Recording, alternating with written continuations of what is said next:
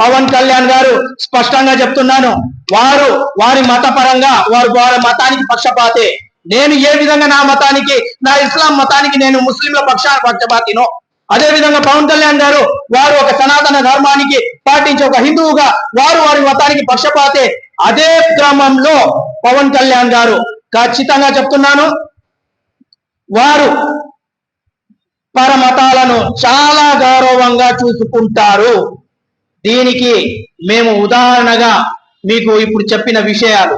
దయచేసి తప్పుడు సమాచారాన్ని నమ్మొద్దు, గ్లోబల్ ప్రచారాలను నమ్మొద్దు. దయచేసి ఆ వీడియోని సరిగా మీరు వినండి, వినిన తర్వాత ఫార్వర్డ్ చేయండి. ఆ ఫార్వర్డ్ చేయడం మానుకొని మీరు నిజాన్ని మనము చేరవేయాలి తప్ప తెలిసి తెలియక అబద్ధాన్ని చేరవేస్తే దేవుడి దగ్గర కూడా, అల్లా దగ్గర మనము శిక్షకు అర్హులు అవుతాము. దయచేసి అర్థం చేసుకోండి.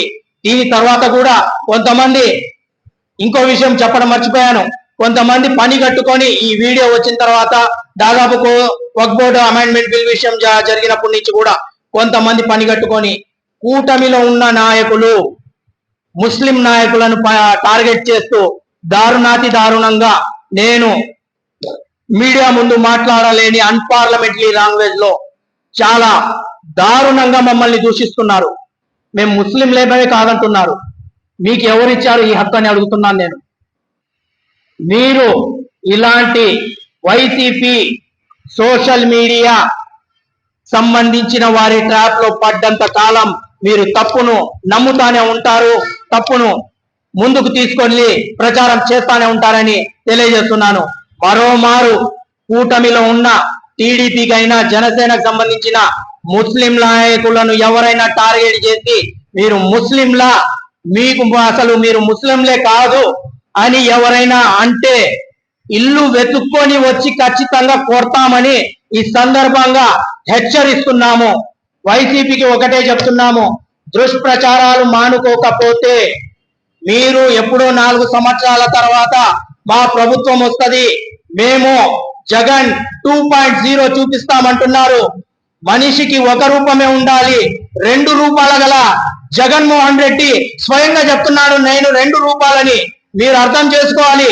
ఒక రూపం క్రూరుడుగా ఉంటాడు, ఒక రూపం మంచివాడిగా నటిస్తాడు.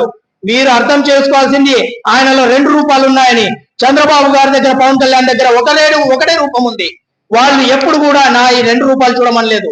వాళ్ళు అంటున్నారు 4 సంవత్సరాల తర్వాత మేము వస్తే మీకు మీ అంతు చూస్తామని.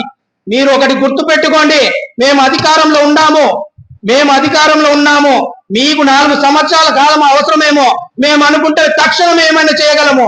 కానీ మన నాయకులు అలాంటి విధానాలకు, అలాంటి తప్పుడు వ్యవహారాలకు ప్రోత్సహించే వ్యక్తులు కాదు. మా పార్టీ నాయకులైనా కార్యకర్తలైనా అలాంటి తప్పుడు ప్రచారాలకు ముందుకు వెళ్లారని ఈ సందర్భంగా తెలియజేస్తూ, మీరు బెదిరింపులకు దిగితే ఎవడీడ భయపడడు.